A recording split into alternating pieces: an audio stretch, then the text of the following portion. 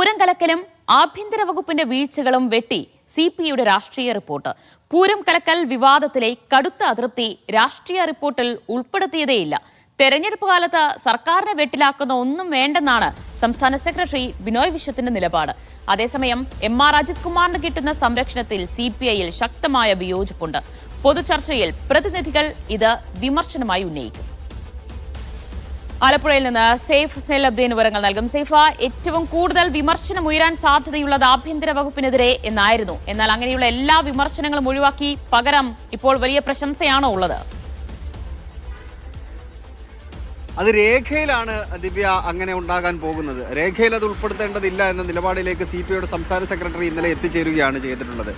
ഈ കരട് രാഷ്ട്രീയ റിപ്പോർട്ട് തയ്യാറാക്കാൻ വേണ്ടി കൗൺസിൽ യോഗം ചേരുന്നുണ്ട്. ഇപ്പോൾ ഇത് കരടാണ്, സംസ്ഥാന സമ്മേളനം അംഗീകരിക്കുമ്പോഴാണ് അത് റിപ്പോർട്ടായി മാറുന്നത്. അത് അവതരിപ്പിച്ച് അതിന്മേലുള്ള ചർച്ച നടക്കുമ്പോൾ സ്വാഭാവികമായിട്ടും ഏറ്റവും കൂടുതൽ വിമർശനങ്ങൾ ഉയർന്നു വരുന്നത് ഏത് വകുപ്പിനെതിരെയാണ് എന്നുള്ളത് നമ്മൾ നേരത്തെ ഞാനും ദിവ്യയായിട്ട് സംസാരിക്കുമ്പോൾ നേരത്തെ സൂചിപ്പിച്ചതാണ്, ആഭ്യന്തര വകുപ്പിനെതിരെയാണ്. പക്ഷേ ഇത് രേഖയിൽ വേണ്ടതില്ല, തെരഞ്ഞെടുപ്പ് സമയത്ത് അത് രേഖയിൽ ഉൾപ്പെടുത്തേണ്ടതില്ല എന്നൊരു നിലപാട് സിപിഐയുടെ സംസ്ഥാന സെക്രട്ടറി സ്വീകരിക്കുന്നുണ്ടായിരുന്നു. പക്ഷേ പ്രതിനിധികൾ അത് അംഗീകരിക്കുന്നില്ല എന്നുള്ളതാണ് ഏറ്റവും പ്രധാനപ്പെട്ട കാര്യം.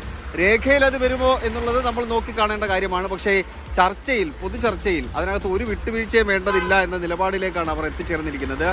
ആ രാഷ്ട്രീയ റിപ്പോർട്ട് നമ്മൾ പൂർണ്ണതോതിൽ വായിക്കുമ്പോൾ നമുക്ക് കാണാൻ കഴിയുന്നത് ഈ പൂരം കലക്കൽ സിപിഐ കഴിഞ്ഞ സംസ്ഥാന സമ്മേളനം കഴിഞ്ഞ് ഈ സംസ്ഥാന സമ്മേളനം വരെയുള്ള കാലയളവിൽ സിപിഐ ഏറ്റവും കൂടുതൽ ബാധിച്ചിട്ടുള്ള ഒരു പ്രധാനപ്പെട്ട പ്രശ്നം തൃശ്ശൂരിലെ തോൽവിയാണ്.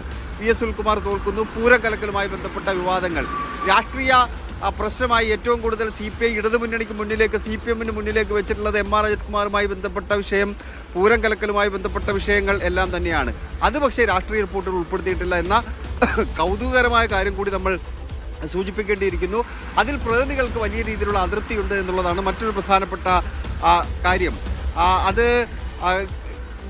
അതുകൂടി ഉൾപ്പെടുത്തണം എന്ന ആവശ്യം ഇന്നലെ ചേർന്ന സംസ്ഥാന കൗൺസിൽ യോഗത്തിലുണ്ടായെങ്കിലും അത് അംഗീകരിക്കാൻ വേണ്ടി സംസ്ഥാന സെക്രട്ടറി തയ്യാറായില്ല. തെരഞ്ഞെടുപ്പ് സമയത്ത് സർക്കാരിനെതിരെ കൂടുതൽ ആഞ്ഞടിക്കുന്ന വിഷയങ്ങളൊന്നും രേഖയുടെ ഭാഗമായി വരേണ്ടതില്ല എന്ന് പറയുന്നതിനൊപ്പം തന്നെ ആഭ്യന്തര വകുപ്പിനും